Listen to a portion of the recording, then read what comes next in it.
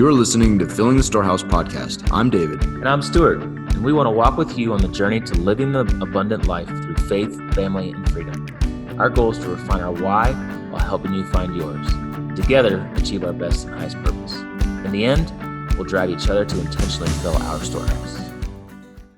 What's up, Storehouse Tribe? Hey, this is Stu, and hey, I just wanted to hit on one of the tenets of this podcast, financial freedom. David and I honestly think that the best way to get to financial freedom is through real estate investing.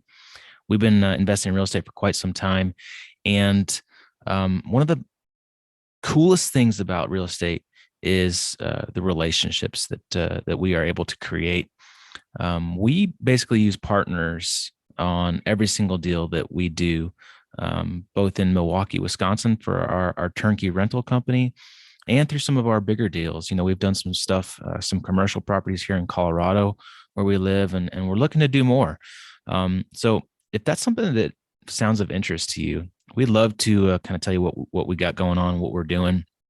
We're looking for more partners. We love building relationships and having, that trust with our partners and the ability to offer opportunities to invest alongside with us. If that's something of interest, hey, reach out to us. We'd love to jump on the phone. We'd love to jump on a Zoom call, tell you what we're up to. You can reach out to us through social media channels. You can hit us up on LinkedIn. You can hit us up on Facebook. Well, hit up me on Facebook. Don't hit up David. You can send us an email.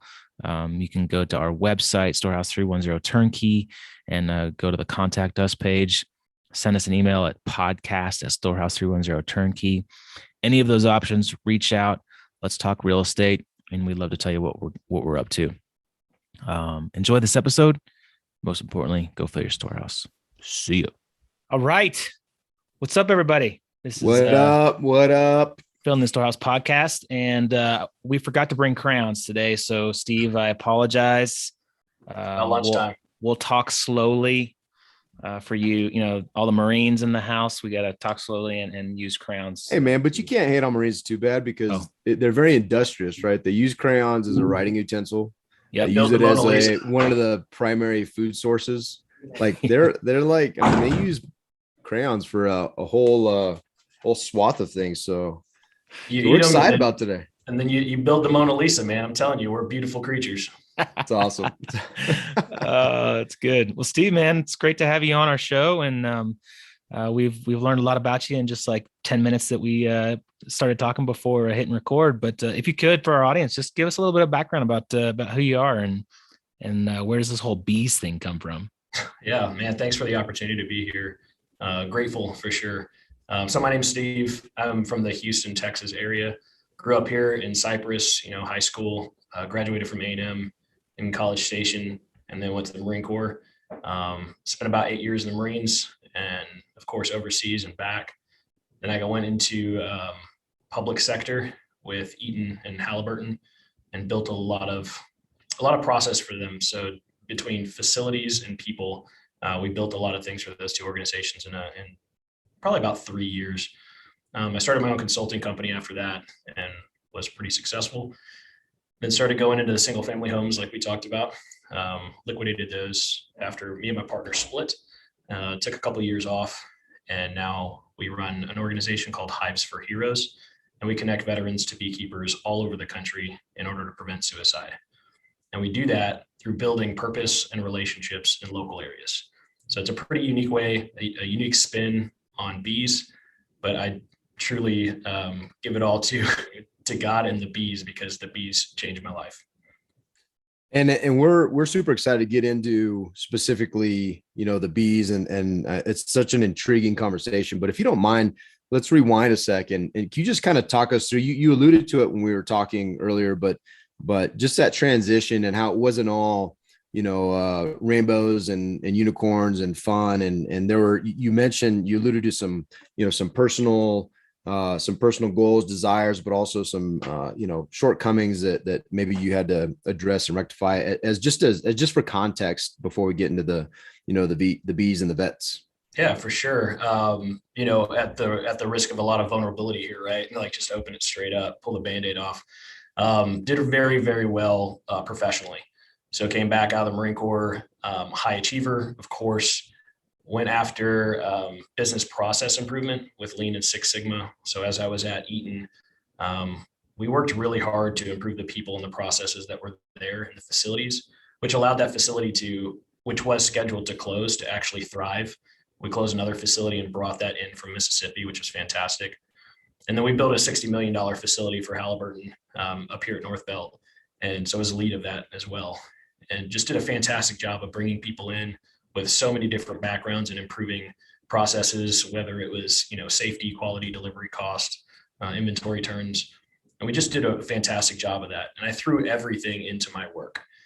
So as I got home, the transition was personally quite terrible. My energy went to, going to work, throwing all the energy into work, having goals, which were mostly financial and professional, and didn't really set myself up for success as the transition for a human. The human side of, being a father, being a husband, and not doing well at any of it, to be honest. So after several years, of course, no blame to my ex-wife, she divorced me, and things got even worse. So harder into like alcoholism, drinking a lot. That was my coping. So between work and drinking, which I'm sure is familiar to a lot of people that are listening right now. And so it just kind of spiraled. So isolated myself a lot. In 2018 was a really, really tough time for me. Girlfriend just left, and there I was laying in bed with a shotgun.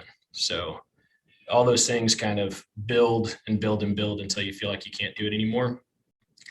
Very grateful to be here today, of course.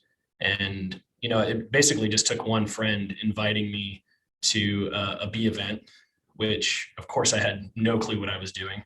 But I'm grateful for that opportunity to go there. And as I got into the bees and, suited up, got the protective gear on and went into the hive, the anxiety that I used to feel, whether it was in combat or training, came back, and it was invigorating. And I would follow a process that I was instructed to do so with my friends. And then we would button it up and have a completion that was success. And I felt that success. So there in a small window of time, I was able to go through the anxiety, through the adrenaline, through a process, and then button it up for success. And that started kind of the remainder or the future of Hives for Heroes at a very, very small level.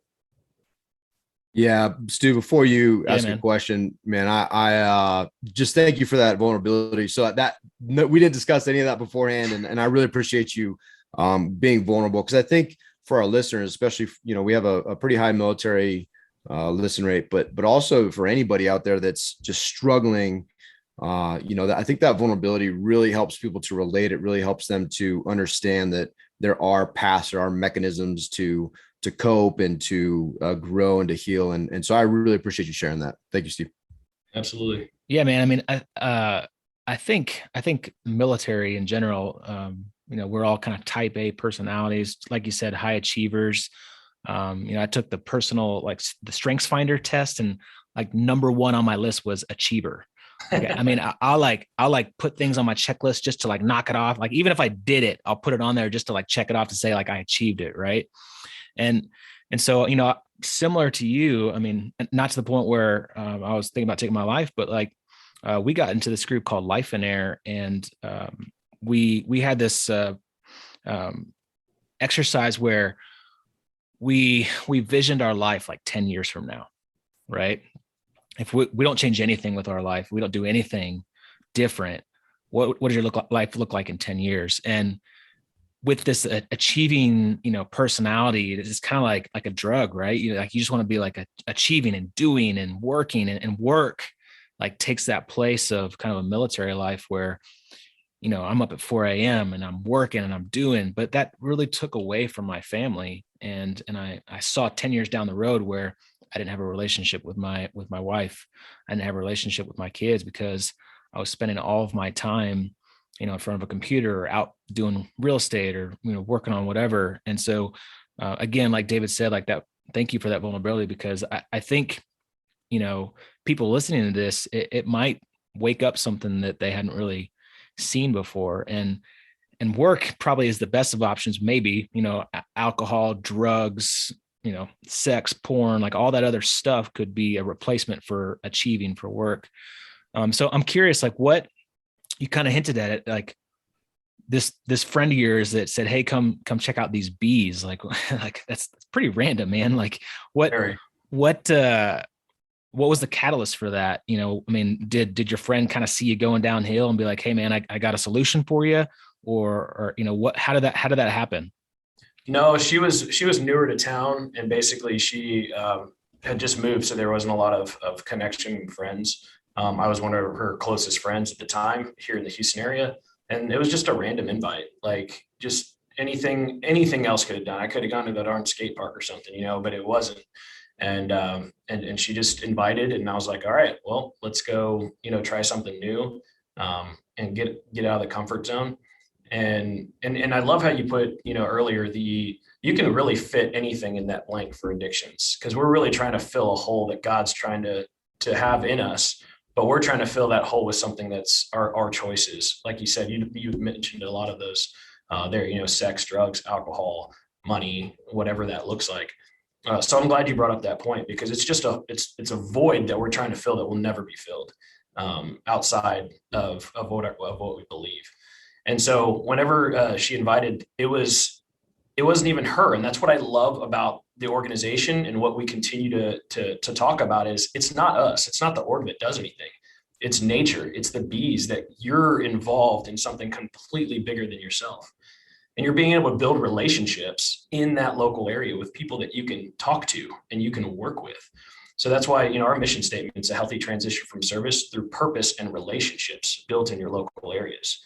We have very, very little to do with bees. It just so happens that bees is an amazing conduit that gets you outside of the room, right? But also outside of yourself. You see something bigger, you start to question nature and be like, wow, how do these little things do all of this? And if they can do it, can't I?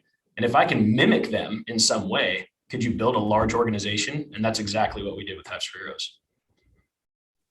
Yeah, that's actually I just had written down, bees in therapy. Like what's the I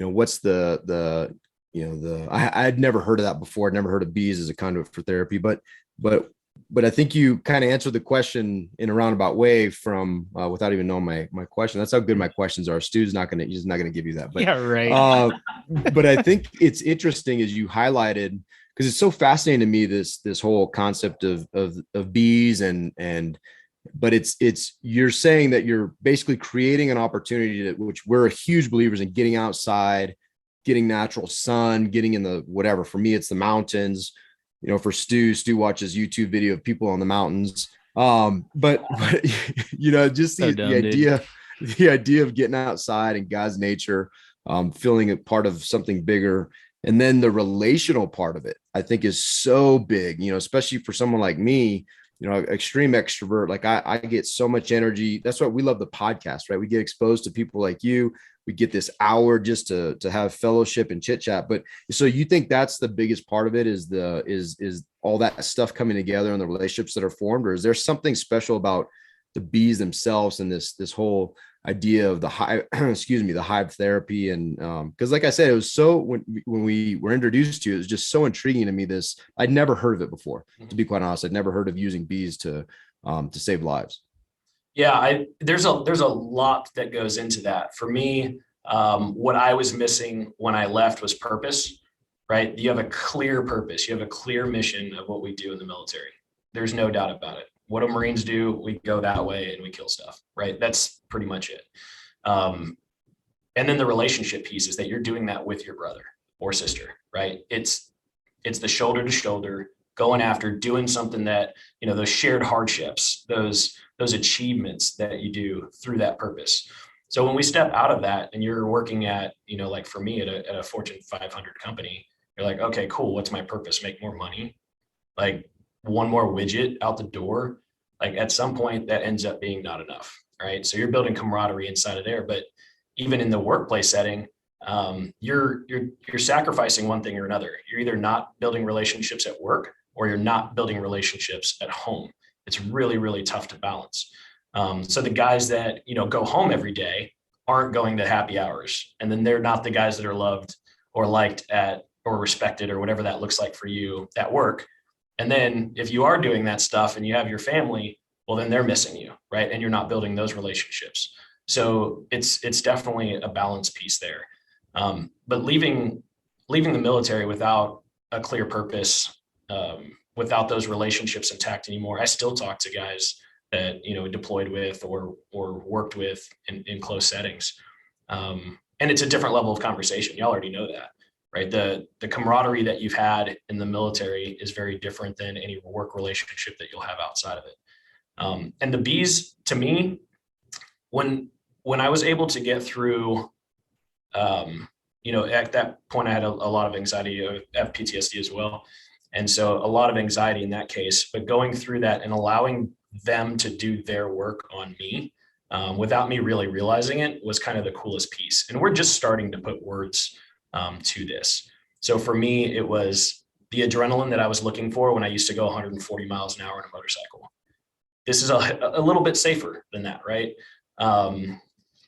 It's the process that I enjoy, that I can walk through something and be calm through that anxiety, follow that process, enjoy that process, and then see the success on the other end, meaning whether it's a hive inspection or whether it's producing honey or it's just finding a queen or teaching somebody else to do the same thing, there's a success factor there. And so when you start walking through all these, like the mental side of that, when you have anxiety and then you have something that is clear and repeatable and then success, you can now step that down into your normal life. So combat military experience to beekeeping to somebody cuts you off on the road, it's not a big deal anymore. So it really transitions into our normal everyday life. It's the feelings that we can work through in a known process and then have success. So when I'm getting yelled at, no big deal, right? We used to say at Halliburton, right? Nobody's getting shot at, you're fine, right? But now it's just a different way of looking at it. And when we see the successes of the individuals that have come through the organization, we're now over 2,500 people in 2 years. That's a fantastic growing organization, right? We started, like I mentioned before, 0 bees, $0. We started going out into the community to serve. That's another thing that we do very, very well. We serve the community. So we've gone and done removals and rescues and done it for a significantly discounted price, which then becomes a donation for that person, which becomes a deduction for that person as well. Right now I'm sitting in the office of one of our sponsors, Technique FMC. They've been amazing to us. They gave us office space. They give us, dollars as well. We're able to expense things through them. And we have bees here on their property. So that's the exchange, is we're able to go in to an organization, provide value, and then they sponsor us as a service instead of just giving us a check every year. So we have bees here. That honey goes into their food items that they have here with Guggenheimer, which is another partner. And they're able to have healthy byproducts from the bees, organic byproducts from the bees. And we integrate into the family of Technique FMC and Guggenheimer. And now we go to the events, we hang out, we have office space here, like I said, as well. And it's able to build a community, and they know here that we'll do like bottling events and we'll do box buildings, and they're involved in learning about bees, not just kind of cutting a check, So they're super involved, and the company is involved. Like the people in the company are involved. Really cool. And they are asking us like, hey, you're the bee guy on campus. This campus is huge. Brad comes out here and checks on the bees, and it's like, that's the bee guys, right? It's really cool because kind of in every local area, you become a little bit of a celebrity, right? The local honey person. And that's huge for the confidence level of the veterans that are starting their own companies. And that's something that we very, very much promote. Like, you can come and just volunteer with us, or let's teach you how to start your own company and be self-sufficient. Go do that in your local area. We can't do that. We don't want to do that. We just want to be the headquarters administrative burden again, kind of, you know what I mean? So instead of everybody starting a nonprofit getting bees, don't do all that stuff. We got the systems in place, the processes to be able to take care of that. You go have fun with the bees. Go out there and do that. You don't need the administrative stuff. I thought that was really cool. You said you guys charge a discounted price and the money they pay is a tax. Like what a great business model. You're going to pay anyways. Yep. And so the money they pay is a write-off to do the service you guys are doing. That's awesome. But Stu, you go ahead and ask a question. I thought that was a fascinating business model. I love that. Cool, man. Yeah, I've watched like beekeepers, like, come into a hive and they get like surrounded by bees, and like, I mean, just watching it kind of like freaks me out, and you talked about this anxiety piece. Can you expand on that a little bit? The comparison of combat, the anxiety of combat and mission accomplishment to like walking into a huge hive of bees. Like, I mean, yeah, I can tell you before I started beekeeping, I had a service dog, and Maddie is an amazing service dog. And now she has more anxiety than I do. Right. That's not me. That's the bees. So when, for example, say you're even going through Mount Town, right? And you're just kicking indoors and you got paintballs coming at you, right? There's still a heavy level of anxiety. Right. You want to go win. You don't want to be the one that gets shot in the face, right? Like those are like real things. So that level of anxiety is the same thing with literally thousands upon thousands of ladies trying to kill you, which is what happens in a hive, right? And so when you trust yourself, your buddy, and your gear, just like we do kicking in that door, and you follow that process, it allows success, right? You might not do everything perfect all the time, but it allows that piece of success. So that anxiety is now overcomable instead of that fear or that overwhelmingness of the anxiety. And now that you can do it, you can repeat it on a daily basis. Because if you can walk into 50,000 bees coming after you because you're trying to get into their home, right, I promise you can get through darn near anything. Dude, that's so cool. I love that idea. I love the concept, man. I want to go try it. Might have to come to Houston and check it out. Well, the cool thing about now my brain's going crazy on, Stu and I've been looking at like potentially we're talking about land the other day, and I'm like, man, it'd be kind of cool to do land and then open it, but we'll talk about that. That's neither here nor there right now. We do stuff like that all the time because, like we had mentioned before, I used to be in real estate as well, and there's a lot of tax advantages to it too, especially if you have open land. We exchange cattle for bees pretty often around here, especially to people that are getting older, because the cost of cattle, actually maintaining and doing everything is a lot of time and a lot of dollars still. And then of course with the cattle, like say you're out on your ranch, right? And you exchange them for bees. That's not only like your agricultural exemption, but then when you pay us, it becomes a deduction, just like you had mentioned before. So you're kind of double dipping in a really, really cool way.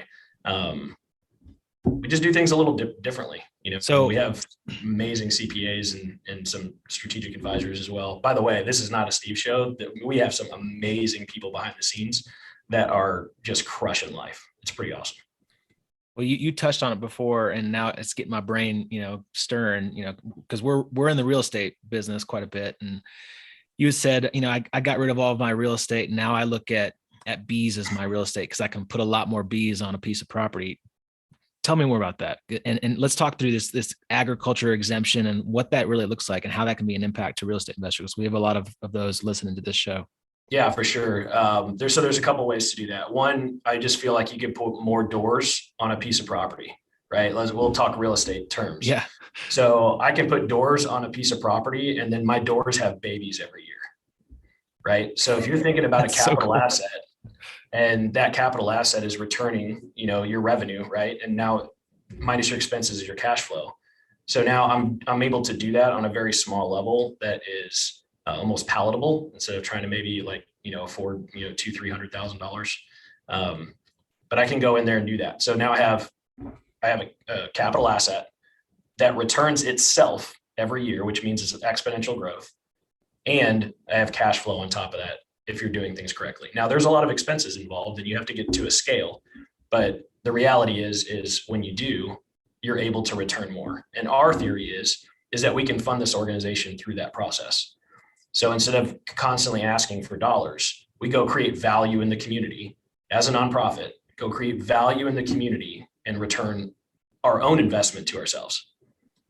Yeah. And you don't have to, do it by yourself, right? We folks that are interested in this, I mean, I imagine they pick up the phone, call Hives for Heroes, and there's a business plan, there's a process, Yep. which I think is incredible. So we will be talking after this. We need to make sure we save some time at the end of the show to yeah, I mean, so the other way, so like with these larger corporate organizations, right? Say they're going to give $100,000 away to somebody anyway.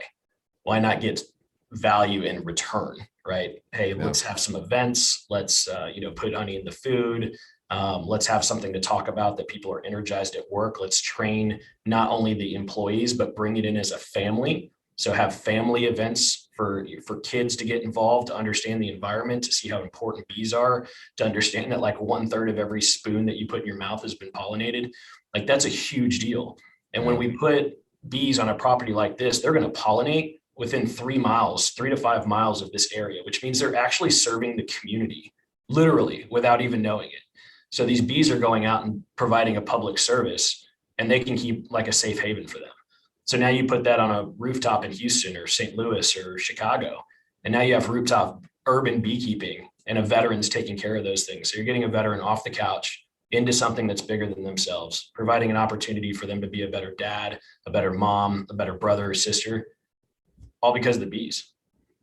Yeah. And you touched on something that is, I'm super passionate about. So I love to fly fish. I love being out in nature, and I'm sitting here at the desk, and the only thing keeping me at this desk is these fascinating conversations with folks like you. But I'm looking over at the mountains. I'm like, man, I can't wait to get out there later. But as an ambassador for the environment, I'm hugely concerned about the impact of the things that we do to the environment, because it makes trout disappear, then I can't fish. But I'm curious if you could give a little bit of insight to that, because I know bees, I don't know specifics, and I am not educated on bees, but it's constantly something that you hear when you're engaged in the environment about the impact of bees. And if you could just shine some light on that, that'd be great. Yeah. So I will always put the disclaimer in there is I am not the world's best beekeeper, right? So I'm not an entomologist. I don't spend my time researching. We spend our time, providing purpose and relationship in local areas. So, but what we do know is they're pollinators, man. They're our heaviest pollinator, which is fantastic. The bees that we have out here are not like native bees to the United States. They're mostly European, right? They're imported, and then we take care of them. So we have an opportunity to steward life, right? You get to grow life as a beekeeper. The conservation piece is huge because bees, again, pollinate, and they pollinate geographically because bees don't migrate like birds do, right? So now you have to take care of them in those local areas, whether it's, Minnesota bees are different. Now, they're not like different than Texas bees, but they do different things because the environment is different there. The plants are different there. The climate is different, meaning like they have less time to pollinate, right? They have a shorter season to do these types of things that are necessary. And beekeepers, although we have a generality of what beekeeping looks like, it's different from region to region. So it's super important for an organization like ours not to control things. And that's another thing that we do is we're a network, not a program. We allow those people in their local areas to take charge, to provide leadership in their area, and start influencing their local areas just under our brand, under what people see and know and experience, which provides trust and validation to them. And then they can go off and do good things in those local areas.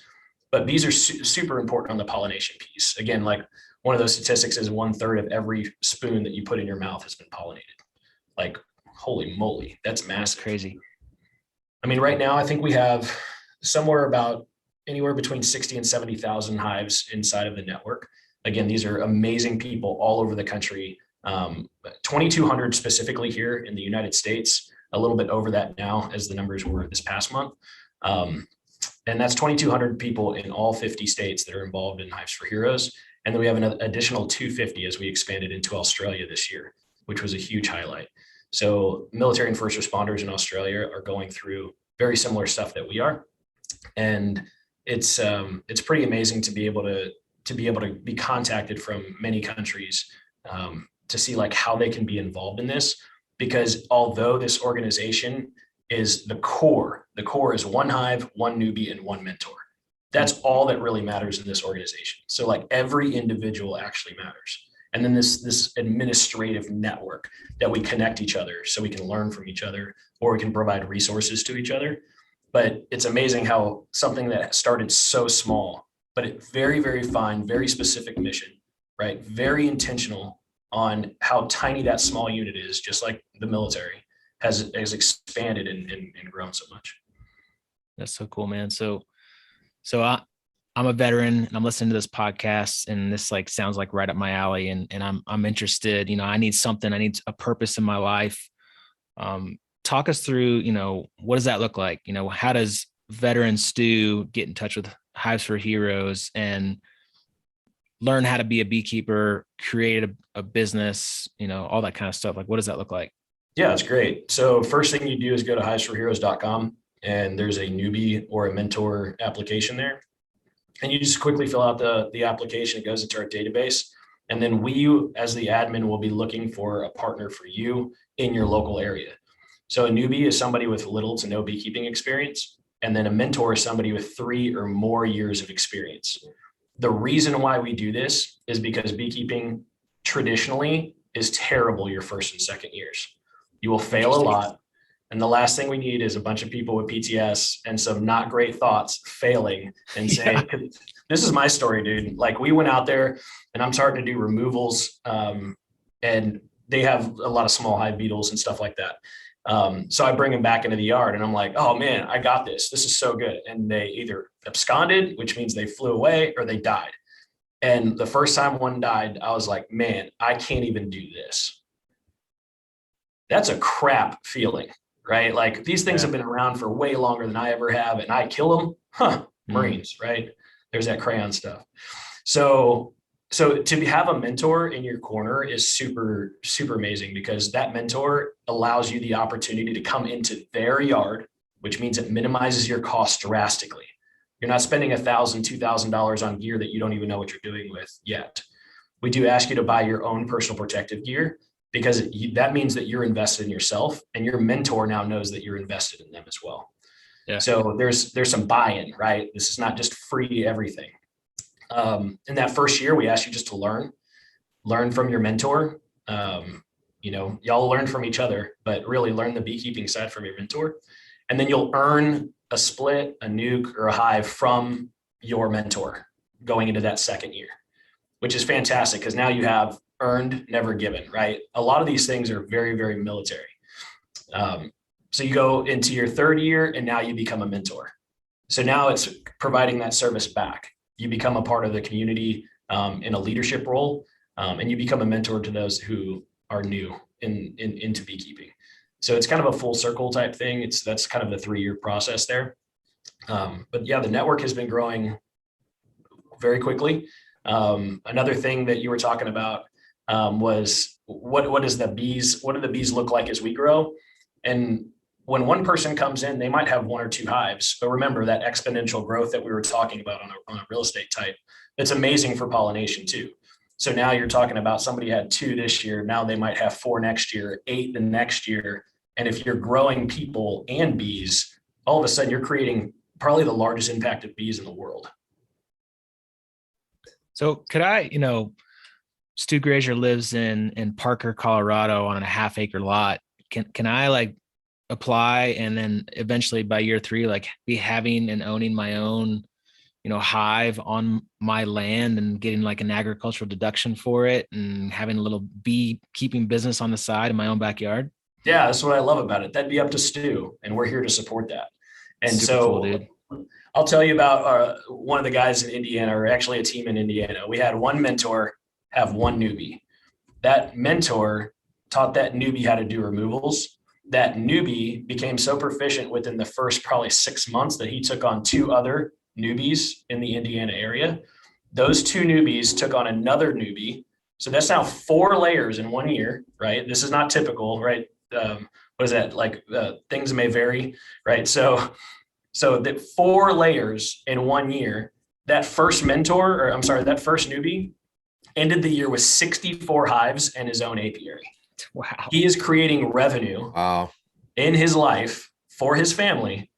And he's just got a contract with us, because he works with us, obviously, but for Camp Atterbury. So now you're on a reserve base, bringing bees to reservists so that you can help them transition prior to having to transition. That's awesome, man. Which is what we want to get into. So we've been working with like Fort Hood and active duty bases in order to get bees and beekeeping into the active duty side so that you're understanding this stuff and having family when you leave, when you PCS or, home of record move or whatever that looks like. And now you have people that have transitioned previously. That's crazy, man. That what an impact too on their lives. I mean, there's so many layers of depth. It's awesome. Now, do you guys look at Air Force bases, even though the Air Force isn't really military? Totally joking. Yeah. For all our Air Force vets, I'm totally joking around. I love the Air Force. Hey, another side of this is really intriguing to me is, how did you start this from the entrepreneurial side of it is also very intriguing to me. So, this is something that, you basically were very interested in the whole, in beekeeping. It made an impact on your life, and then, hey, let's turn this into a business. Let's turn this into a thing. Like, talk me through the origin story of Hives for Heroes and just from the business perspective, because I think that's equally fascinating to me. Yeah, that's a pretty fun one as well. So we basically had three of us, sitting there, eventually turned into five, and it was like, hey, this could be pretty cool. And the only problem is that it was kind of just local, and that becomes very expensive. So having all the bees, making sure that people have time and availability to learn, to train, to grow. We had some really significant lessons, and this is where a lot of the pivoting comes in business, right? So original idea, we're going to have little chapters all over the state. Then that's going to go into 3 states, and then that's going to go into other states, and we're going to control everything, right? We're going to manage the growth. So that doesn't work, by the way. That's the cheat sheet version of it right there. So one, it's extremely costly, and two, trying to have volunteers that are spending that much time with a group of people is very difficult, for a couple of reasons. One, that volunteer that is the beekeeper is now overwhelmed and overworked.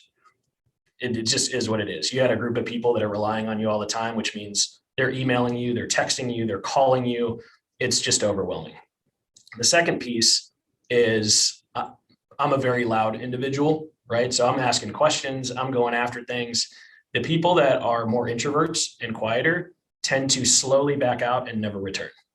But what you're actually doing is validating their insecurities. You're saying they're not important because you're not paying attention to them. And that's what they thought when they were coming in. And then they go, wow, this is true. Nobody cares. And it's not that, it's just people like me, were, over boisterous, for example. So that was our first shift into peer-to-peer. Peer-to-peer becomes so much more impactful because one, more people have the opportunity to volunteer. They have more of an impact on an individual level, and it has less time commitment for them, which is fantastic. And then for the veteran side, they're getting the attention that they were looking for, which is super important when it comes to, of course, the depression side of things. So those were two massive shifts that we had on the pivot points for those groupings. When it came to a business side, we put together a budget of what it would cost. And of course, we don't pay ourselves. So it was like super, super low. And then it just kind of shifted and morphed into, okay, we're growing really quickly. We actually need people full-time that are going to be able to handle these roles and responsibilities. Although that was not our original goal. We just knew that we wanted to support the veteran better. And it's really, really difficult to do that with 100% volunteer organization. There's not a lot of consistency there. There's nobody to hold accountable when things are being done. So you start to have to put line items in the budget.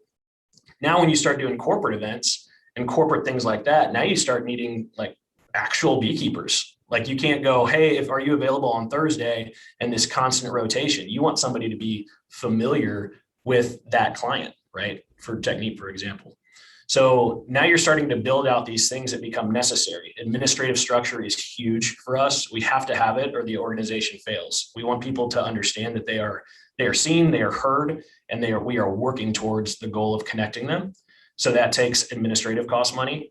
The beekeeping that is basically our proof of concept here is having a single veteran working many hives and many accounts in the city. So that'll be our proof of concept. And as that works out, we'll start scaling that to cities and allowing veterans in their local areas to be able to be the mentors and beekeepers, which provides awesome opportunities for people. We want to look at basically a salary with a vehicle, with the phone. So now we can cover expenses as well, and people aren't being taxed and the dollars are going where they should go, right? A donor wants dollars to go back to the veteran. If we're now, operating as a for-profit company, now we're paying taxes on the payroll, we're paying tax on the insurance, we're paying tax on this, and then that person's getting that dollar and they're getting taxed on it as soon as it comes in. And then they have the taxes for, buying stuff or living, for example. So we kind of got really, really creative in how we operate. How did that scale from a little backyard beekeeping organization? I'll always go back to the bees. We looked at the bees and we said, what do they do organically? And what they really do is all they want to do is grow. They don't want to sting you. They don't want to come at you. They just want to grow and produce. So if we can do the same thing and mimic them as an organization, we're able to grow. And when something gets too large, we split off and somebody else takes responsibility of that area, and that grows and that splits off. So we literally just grew the business side of the nonprofit as the bees grow their hives. It's really, really that simple.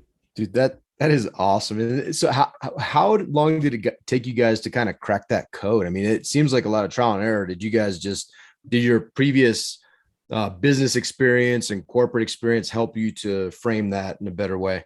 Yeah, absolutely. My background is in Lean and Six Sigma. We have amazing marketing people that have taken that over and really push that into the public light. And we still have no paid ads. Like, everything has been organic and word of mouth growth, which is a huge testament to the organization as a whole. And those that are, carrying that flag. I love looking at Facebook and Instagram and seeing people with their shirts and their hats and, hey, I just got my shipment in. And, those things are super, super cool to see. And that they're going to be around for a long time. Right. But yeah, we just continued doing what the bees told us to do. One of those kind of original mantras was, we grow as the bees grow. Now, the scary part of that is foundationally. So if you don't have an organization that has really, really good foundations, have your, for example, just talking on the business side right now, having your CPAs, having your attorneys, having the IP stuff done, having branding, having CRMs, having actual domains and things of that nature. Like, for us, easy play is Hives for Heroes everywhere. It's Hives for Heroes on Instagram. It's Hives for Heroes on Facebook. It's Hives for Heroes on the domain. You have to keep that consistency so people can find you, and your SEO matters, right? SEO is hugely important now, as we all know. But that's the search engine optimization, which means when you're searching for something, we're typically the first one that pops up. Like, veterans in beekeeping, boom. Beekeeping for veterans, boom. Like, we're right at the top, and it's very, very important. Administrative is huge for us. Like I said, we want to take the administrative burden of everybody else that wants to do this, that really only wanted to beekeep, right? And that's beautiful. That's exactly what we want. But all those pieces and functional areas have to have really, really good foundations. And right now we're working on the systems and building out the processes so everybody can mimic from state to state, from county to county, from city to city, what we're doing. That's awesome, dude. I'm fired up for it. It's so cool. Super cool. So is it only veterans that are allowed to apply as a newbie, or does that extend to first responders, or how does that work? That's a really great question. So right now we're only veterans, because on a dual-sided market space, if you understand that on a market, right, there's two sides. And right now we have too many newbies and not enough mentors. So I travel the country to go talk at different beekeeping association conferences, state conferences, and we speak and we say, hey, we need more mentors, right? So the more mentors that are in the organization, the better. We can have double the mentors, and they're just waiting on standby for that newbie that needs something, right? It's tough the other way. So we're only serving veterans at this point. And then we will grow into the first responders. Because again, Hives for Heroes, right? We know that trauma impacts the brain the same way. We're just cope with it differently. So as a military person that returns from a deployment after 8 months, everything's changed. Everything changes as well for, a first responder, police officer, EMS, firefighter that's there. And, something traumatic happens and now they cope with it differently. The trauma is still the same on the brain. And I commend those guys for coming home every day and, seeing the atrocities that happen oftentimes and then having to, hug your kids after that. It's really, really tough. And we hear a lot about that. We just want to be able to be in a position to support and serve that correctly instead of kind of like half-ass doing it essentially. Right. And also on the mentor side, anybody's welcome to become a mentor. That was my next question. We have a lot of people that say, hey, I couldn't serve because of this reason, but a lot of them say this is my opportunity to serve and to give back. And we welcome that with open arms. That's cool, man. Yeah, actually, that was my second question because my son's a soccer coach, civilian guy here in Denver, Colorado, and his wife is a beekeeper, and they have awesome. Kind of a local bee business, honey business here, and so I'm gonna hit him up. I'm gonna tell him about you guys. Future mentor right there. Yeah, future mentor. And because we've gone into organizations like, for example, and we've mimicked this in almost every state. We go into the beekeeping associations, we go into the state apiaries, and we go to the state inspectors. And we say, this is who we are and this is what we do. And so we don't necessarily need a lot of Instagram and Facebook, but we have foundational support, right? So now we have those. The VA wrote an article that we were like a bottom blurb on, and we got a lot of hits from that, which is super cool as well. But again, like building the foundation correctly is the most important thing in any business, right? Some people say like sales rule everything. That's great until you can't handle it. Yeah. Right. Like those things are great mantras, but they don't really perform like the practical things that you need in order to be successful. So for example, we used to get a lot of stuff for like media. So it'd be like Channel 11, like KHOU would come out and they'd be like, hey, can we get a story on you guys? Because this is super cool. And I was like, no. And they're like, what? And I was like, how many times have people turned you down from being on TV? They're like, not many.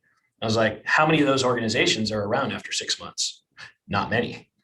And one of the problems is that you're now exposing yourself and you don't understand like how many phone calls are going to come in, right? How many emails are going to come in? And now you're not answering those emails.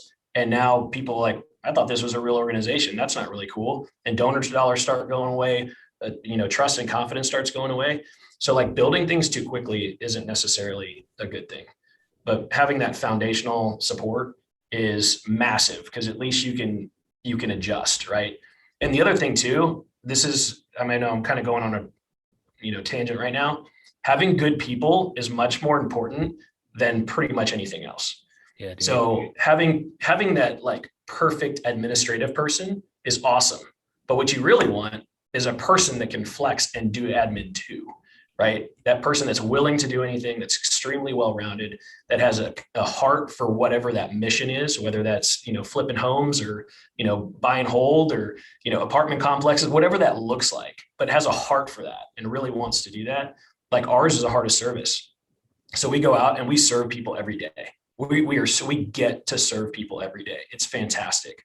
And so whether it's a newbie or a mentor or the community as a whole, or doing a removal or a rescue or relocation, or saving somebody in taxes, all those things matter to that person, which means we get to listen to people and serve them that's the best way appropriate for them.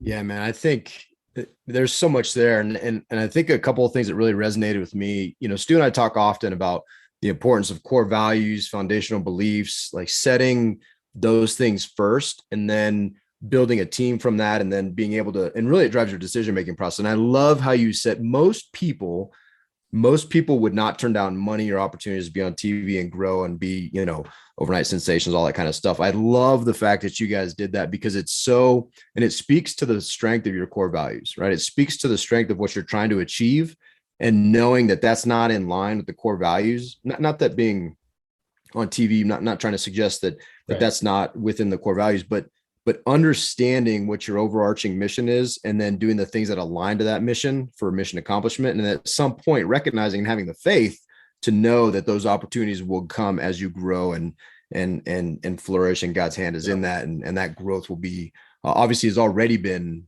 explosive. And I'm just kind of curious, what's the goal? I mean, you guys have been around for a couple of years, you're international. Like, what's the big picture of this look like for you? Yeah, that's crazy. And again, like even saying it out loud sometimes is kind of nuts, right? But everything that we bring back to is, does it save bees or save vets? That's it. Like we can have 3-4 hour long conversations. The other day, this is amazing. We have an hour scheduled call for newbies on the first Tuesdays of every month. And the second Tuesdays of every month is a mentor call. They're scheduled for an hour. We spent over almost 5 hours on that Zoom, cracking up, learning, talking. It was fantastic, but that's kind of where that heart is. And as questions start coming up, it's like, that's really cool. That's a great idea. How does it serve the purpose of the organization? Where does that go to the mission? And what does that look like on the vision side, right? And I think you just asked what that vision looks like. And we kind of take things in a couple of areas. One is building a national to international retreat for beekeeping. Now, this isn't like the retreat where we put a whole bunch of Connex boxes together and say, hey, this is super cool. We want this to be an area, 100 acres, 1,000 acres, whatever that looks like, but somewhere out in great trees. Tree lines for bees are amazing. And to have a facility that is a shared space, that's a housing space that we can bring people in so nice that when veterans walk in, they literally are like, wait, this is for me. That's the feeling that we want, the pride that we want for people to take into beekeeping. I mean, it's literally taking care of our environment, ourselves and our families. Why not have that kind of reverence towards it, right? So that type of thing is what we want, huge shared spaces that people from all over the country can come. They can learn the basics of beekeeping at no cost, right? Stay there as long as you need to, and then pop back out and start something in your local area, right? That's like that far out dream, like 3 to 5 years. Although we used to think like dreams could not be pulled in, and they pull in really quickly. The other thing is a storefront here in the Houston area, at least one storefront. Maybe we can mimic that. But again, one of the other questions you had was, how do we do it? It's proof of concept and then scalability.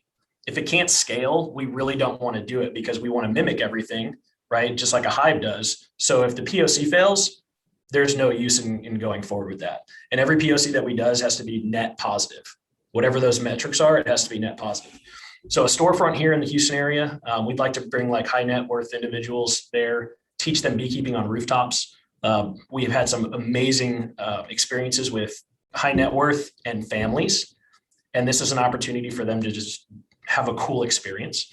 But there have like, a tasting room, honey extraction, and follow the entire process and just go through it and have it open to other beekeepers, right? Like this isn't like Hives for Heroes, but all the beekeepers in the community use this space. Like you can't sometimes afford the extraction material on your own, but as a cohort, we absolutely can. And that's a way that we can serve the community as well. The other thing is trying to get to where we can hire 100 vets in that same mentality of salary, truck, vehicle, expenses. And that would be, that's just 2 people per state right now, right? That's the thought, that's the goal. And then $10 million in revenue of donations and services provided so that we can actually do these all at a very, very high level. Super cool, dude. I love it, man. Well, David and I have lots of ideas going through our brains, I know, and we want to probably talk offline a whole lot more with you on how we can help you and serve and do some stuff with you. But man, I'm pumped up. I'm so glad we got connected. I'm going to do a shout out to Doug Spence. He's our buddy who connected us with Steve. So Doug, thank you, man. This was a great connection and super pumped for growing this relationship. Dave, you got anything else, man? I know you got some smart comment, something to make fun of me about. No, man. Every time I open my mouth, it's a smart comment. Yeah. I think, no, man, in all seriousness, Steve, I just want to thank you. I want to thank your vision and your heart, not only for the Lord and for the environment and for everything you guys do, but man, it's very clear you have a heart for vets. You have a heart for serving. And it's just amazing to me. A lot of times you see these elements of businesses that have a service, there's a service element to businesses, or there's a giving element to businesses. And even Stu and I, there's a giving part of what we do, but everything you talked about is like a layer of service on top of another layer of service, and they mutually build, and it's exponential. And it's just amazing to see that you can impact, veterans' lives and their futures and their families, while also impacting the environment and a community, and creating, opportunities for tax advantages. And I mean, just, dude, it's awesome. Like I'm completely blown away by how. And I think it's funny how God works, man. He puts us in situations and trials and tribulations to grow. And then you take all that stuff. And if you're listening, and if you're willing, and your desire to serve, I mean, you could take all those experiences, instead of sitting and wallowing in pain and sorrow and complaining about it, and regret and worry and all that kind of stuff. You take it and you use it as a gift that it truly is, that has grown you and made you the man that you are. So, man, I'm just super excited for you, super excited for our future conversations and how we can, serve you guys. And I just want to thank you for having that heart to be able to take the action, go from $0 to creating this Hives for Heroes, and just such an amazing organization. So thank you, man.